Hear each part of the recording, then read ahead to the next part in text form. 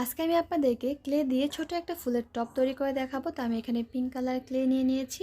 তো ক্লেটা প্রথমে আমি একটা রোলের মতো করে নেব, তারপর এটাকে আমি ছোট করে কেটে নেব। তারপর এখান থেকে অল্প একটু সামান্য নিয়ে হাত দিয়ে এটাকে একটু পাতা শেপ দিয়ে তার মাঝখানে একটু কালো কালার ক্লে দিয়ে তারপর এটাকে আমি ফুলের মতো একটু শেপ দিয়ে বানিয়ে নেব আর কি। আসলে এটা বলার কিছু না, আপনারা দেখলেই বানাতে পারবেন। তো আমি এক এক করে 5টা ফুল এখানে বানিয়ে নিয়েছি।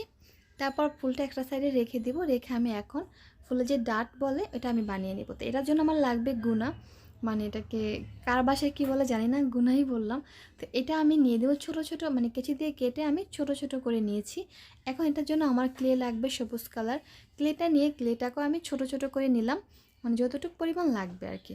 তো নেওয়ার পর ক্লেটাকে একটু লম্বা করে নিয়ে গুনার ভিতরে দিয়ে আমি এটাকে একটু মানে জাস্ট যাতে গুঁড়াটার ভিতরে ক্লেটা লেগে যায়, আর মানে ভিতরে গুঁড়াটা থাকে আর উপরে ক্লেটা থাকে। তারপর আমি ফুলগুলোর সাথে ডাটটা জয়েন দিয়ে নেব। তো এভাবে আমি সবগুলো করে নেব এক এক করে।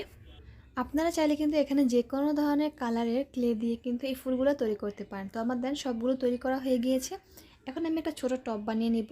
তার জন্য আমি ছোট একটা কৌটা নিয়ে নিয়েছি, এটাতে আমি দিয়ে দিলাম 2 কালারের ক্লে। আপনাদের ইচ্ছে মতো যেরকম ক্লে দেওয়ার দিয়ে নেবেন।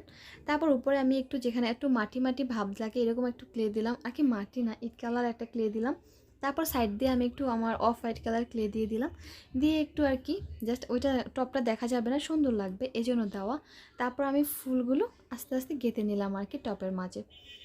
এটা আলতো হাতে করতে হবে কাজটা। তারপর আর কি পাতা বানিয়ে নেব। এখন আবারও সবুজ কালার কিছু পরিমাণ ক্লে আমি নিয়ে নিলাম, নিয়ে এটাকে আমি ছোট ছোট করে কেটে নিলাম। এখন আমি এটাকে পাতা বানিয়ে নেব। পাতাটা আমি লম্বা লম্বি বানাবো। আপনারা চাইলে এই কাজটা কিন্তু হাত দিয়ে করতে পারেন। এটা লম্বা করে নিয়ে চাপ দিলে এটা কিন্তু পাতা তৈরি হয়ে যাবে। তো এভাবে সবগুলো পাতা আমি তৈরি করে নেব। আমি এখানে 4টা পাতা দিয়ে কাজটা করব। আপনারা চাইলে একটু বাড়িয়ে পাতা দিতে পারেন যাতে একটু বেশি সুন্দর লাগে। তো 4টা পাতা আমার বানানো শেষ। এখন আমি জয়েন দিয়ে নেব। এই পর্যায়ে এটা কিন্তু অনেক বেশি নরম থাকে, কারণ ক্লেটা তো অনেক বেশি নরম থাকে, সফট। তো এটা যদি আপনি যেরকম করবেন ওরকমই হবে। তো এর জন্য আলতো হাতে কাজটা করে মানে ঠিক যেভাবে আপনি রাখতে চান, ঠিক আছে, এভাবে দিয়ে এটাকে রেখে দিলেই শুকিয়ে গেলেই আপনার কাজটা হয়ে যাবে। তো আমার ফুলের টব তৈরি হয়ে গিয়েছে।